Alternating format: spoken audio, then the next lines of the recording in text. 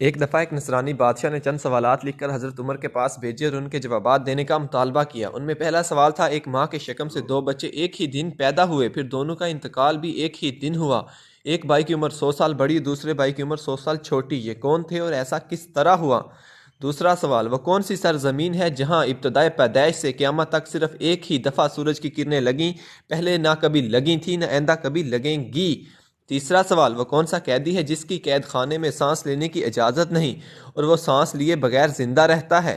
اور چوتھا سوال، وہ کون سی قبر ہے جس کا مدفون بھی زندہ ہے اور قبر بھی زندہ ہے؟ قبر اپنے مدفون کو سیر کراتی پھرتی ہے اور پھر قبر سے باہر نکل کر کچھ عرصہ زندہ رہ کر وفات پائی۔ حضرت عمر نے حضرت عباس کو بلوایا اور فرمایا کہ ان سوالات کے جوابات لکھ دیں۔ حضرت عباس نے کمل برداشتہ جواب تحریر کر دیے۔ ان میں پہلا جواب، دونوں بھائی ایک ہی دن ایک ہی وقت پیدا ہوئے، دونوں کی وفات بھی ایک ہی دن ہوئی اور ان کی عمر میں 100 سال کا فرق۔ یہ بھائی حضرت عزیر اور حضرت عزیز تھے۔ یہ دونوں بھائی ایک ہی دن ایک ہی وقت ماں کے بطن سے پیدا ہوئے، دونوں کی وفات بھی ایک ہی دن ہوئی، لیکن بیچ میں حضرت عزیر کو اللہ تعالیٰ نے اپنی قدرت کاملہ کا دکھانے کے لیے پورے 100 سال مارے رکھا۔ 100 سال کے بعد اللہ تعالیٰ نے زندگی بخشی۔ سورۃ آل عمران میں یہ ذکر موجود ہے۔ وہ گھر گئے، پھر کچھ عرصہ زندہ رہ کر رحلت فرما گئے۔ دونوں بھائیوں کی وفات بھی ایک ہی دن ہوئی، اس لیے حضرت عزیر کی عمر اپنے بھائی سے چھوٹی ہوئی اور حضرت عزیز کی عمر 100 سال بڑی ہوئی۔ دوسرا جواب، وہ زمین سمندر کی تہ ہے جہاں فرعون مردود غرق ہوا تھا۔ حضرت موسیٰ کے معجزے سے دریا خشک ہوا تھا۔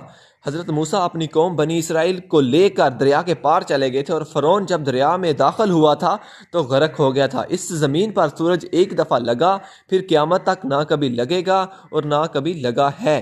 تیسرا جواب، جس قیدی کو قید خانے میں سانس لینے کی اجازت نہیں اور وہ بغیر سانس لیے زندہ رہتا ہے، وہ بچہ ہے جو اپنی ماں کے شکم میں قید ہے۔ خداوند تعالیٰ نے اس کے سانس لینے کا نہ ذکر کیا اور نہ ہی یہ سانس لیتا ہے۔